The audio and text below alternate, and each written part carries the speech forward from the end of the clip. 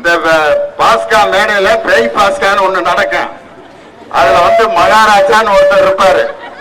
சந்தனாஸ் தான் ஒவ்வொரு குற்றவாளியா கூட்டிட்டு வருவார். சந்தனாஸ் மகாராஜாவே அப்படிப்பாரு. யாரெல்லாம் நமது நரக பாதாளத்திற்கு வந்திருக்கிறார்கள். இப்ப பாஸ்கா இந்த வாரம் என்ன நடக்க போகுதுன்றத இப்ப நான் போடுறேன். அப்ப சந்தனாஸ் கூட்டு வர்றாரு. மகாராஜாவே, வட இந்தியாவிலிருந்து நரேந்திர மோடி என்பவரை நான் அழைத்து வந்திருக்கிறேன். மகாராஜாவே, சந்தனாஸ், அந்த நரேந்திர மோடி என்பவர் என்ன செய்தார்?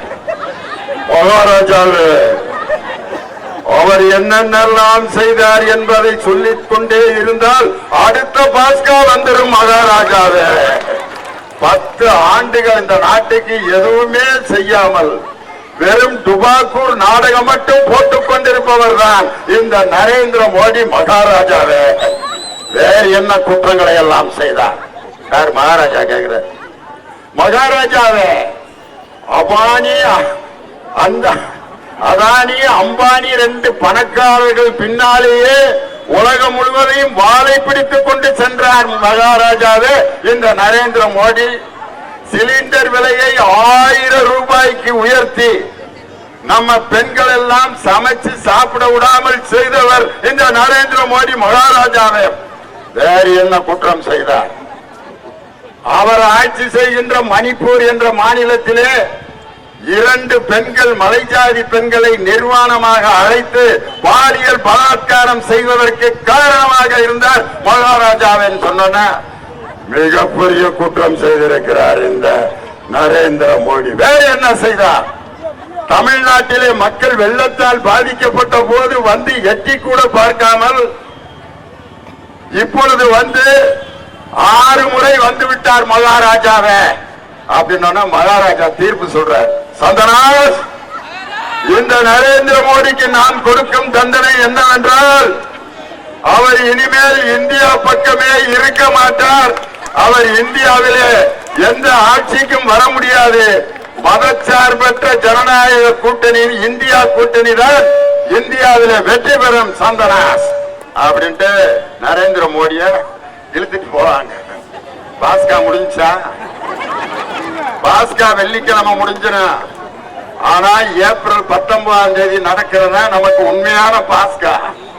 காரணம், அவர் ஒவ்வொரு ஊர்லயும் போய் நரேந்திர மோடி என்ன பேசுறாரு இந்தியில எழுதி கொடுத்துறாங்க. திருக்குறளை அல்லது ஏதாவது ஒரு பழமொழி எழுதி கொடுத்துறாங்க.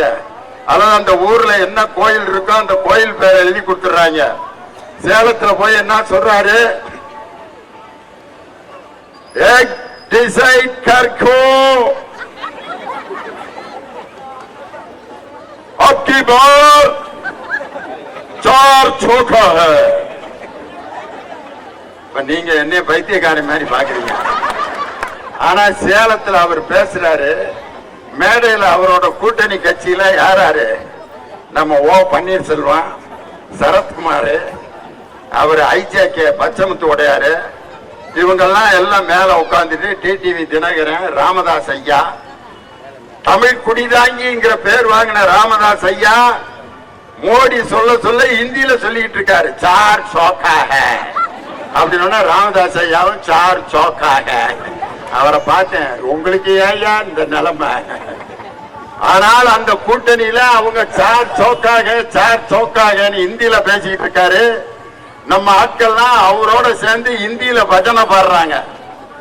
ஆனால் என்னுடைய தானை தலைவர் பெற்றெடுத்த அன்பு மகன் எங்கள் தங்க தளபதி தமிழக முதல்வர் அமைத்திருக்கிற அற்புதமான கூட்டணி எப்படிப்பட்ட கூட்டணி பார்த்தீங்களா? அந்த கூட்டணி அமையும் போது ஒவ்வொருத்தரும் இந்த கூட்டணி அமையாது, விடுதலை சிறுத்தைகள் வெளியில போயிடும், மார்க்சிஸ்ட் கம்யூனிஸ்ட் கட்சி கேட்ட தொகுதியை கொடுக்கல, அதனால அவங்க கூட்டணியை விட்டு வெளியே போயிடுவாங்கன்னு ஆகாகான்னு எழுதுன.